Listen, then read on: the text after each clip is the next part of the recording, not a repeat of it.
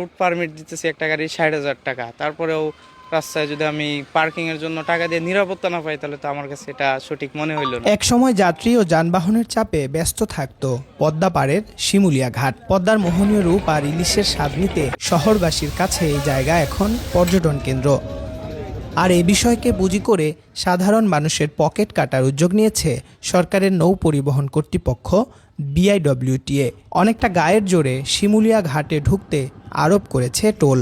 বাংলাদেশের আইন বলছে সড়ক ব্যবহারের বিপরীতে টোল আদায় করতে পারে শুধুমাত্র বিআরটিএ এবং সড়ক ও জনপথ অধিদপ্তর। তবে নিজস্ব রাস্তার অজুহাতে স্থানীয় প্রশাসনের পরামর্শ ছাড়াই সড়ক ইজারা দিয়েছে বিআইডব্লিউটিএ। উপজেলা প্রশাসন যাকে চিহ্নিত করেছে ফিডার সড়ক হিসেবে, আর বিআইডব্লিউটিএ বলছে আইন মেনেই সড়ক ইজারার কথা। শিমুলিয়া ঘাটকে কেন্দ্র করে আমরা বিগত জুলাই মাস থেকে আমরা বিভিন্ন ধরনের অভিযোগ পাচ্ছি এবং এটা মূলত দুইবার টোল আদায়কে কেন্দ্র করে। আর ইজারা কার্যক্রম যখন দিয়েছে সে সম্পর্কে আমরা অবগত না একদমই, এবং বিশেষ করে আপনার ওখানে অফিসার ইনচার্জ, যে আমার তো এখানে দুইটা থানার অফিসার ইনচার্জ, তারাও অবগত না। এদিকে বিপুল রাজস্ব আদায় করলেও ঘাট এলাকার নিরাপত্তা নিয়ে প্রশ্ন তুলেছেন খোদ পর্যটকরা। ব্যাগ থেকে পাওয়ার ব্যাংক, হাতঘড়ি সহ যা ছিল কিছুই নেই। ওয়ালেট খুলে দেখি ওয়ালেটের ভিতর সব কিছু আছে, বাট আমার ৮-১০ হাজার টাকার মতো ক্যাশ ছিল, ১ টাকাও নেই। মানে গাড়িতে যা প্রয়োজনীয় যা ছিল কিছুই নেই। না ওনারাও বললো আমাদের গাড়ির কোনো নিরাপত্তা তারা দেয় না। আসলে পার্ক করার যে টাকাটা এটা আর কি লাগে না তাদেরকে দিলে, কিন্তু গাড়ির নিরাপত্তার বিষয়টা নিজের কাছে। আমরা মূলত একটা জায়গায় বেড়াইতে আসি, সেটা হচ্ছে মনে করেন আমরা যে ট্যাক্স যে দিই গাড়ি পার্কিংয়ের জন্য, এটা হচ্ছে আমাদের নিরাপত্তা নিশ্চিত করার জন্য।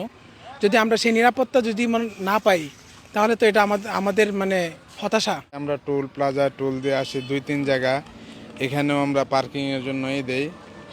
এটা আমার মনে হয় যে নিরাপত্তা ব্যবস্থাটা আরও জোরদার, আরও ভালো হলে, শক্তিশালী হলে সবই উপকৃত হবে।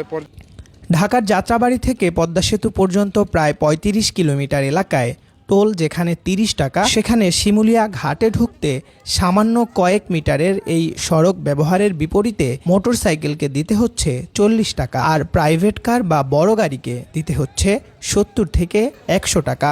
শুধু এখানেই নয়, নদী পাড়ে সময় কাটাতেও গুনতে হয় টাকা। জীবন রক্ষার সরঞ্জামের বালাই নেই ট্রলার বা স্পিড বোটে। যাত্রী পারাপারের কার্যক্রম না থাকলেও চলতি বছর প্রায় ১.৫ কোটি টাকায় শিমুলিয়া ঘাটের বিভিন্ন অংশের ইজারা দেয় বিআইডব্লিউটিএ। সেই চাপ গিয়ে পড়েছে পর্যটকদের উপর। যাত্রীদের পকেটের টাকায় রাজস্বের ঘাটতি পূরণ করলেও নিরাপত্তার দায়িত্ব নিতে নারাজ বিআইডব্লিউটিএ। নিরাপত্তার দায়িত্বে আইন শৃঙ্খলা বাহিনী আছে, পুলিশ আছে, আইন শৃঙ্খলা বাহিনী আছে। এটা দেখবে আমাদের তো জনবল নাই, মাওয়াতে আমাদের কিন্তু জনবল নাই। এটা দেখবে ইজারাদার আর হইলো পুলিশ। ইজারাদারও নিচ্ছে না নিরাপত্তার দায়িত্ব। টুরিস্ট পুলিশও বলছে একই কথা। গাড়ি এই যে ইন্ডিভিজুয়াল কি পাড়া দেবো, আমাকে ওই পর্যাপ্ত পুলিশ আছে?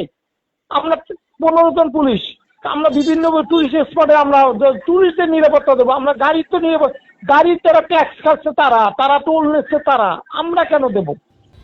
দেশে পর্যটন শিল্পের বিকাশে সরকার নানা উদ্যোগ বাস্তবায়ন করলেও স্থানীয় প্রভাবশালীদের সুবিধা নিশ্চিত করতে বিআইডব্লিউটিএ ও স্থানীয় প্রশাসন বিপরীতমুখী পদক্ষেপ নিচ্ছে বলে অভিযোগ করেছেন দেশের বিভিন্ন অঞ্চল থেকে ঘুরতে আসা দর্শনার্থীরা। ডেস্ক রিপোর্ট, আমার বিক্রমপুর।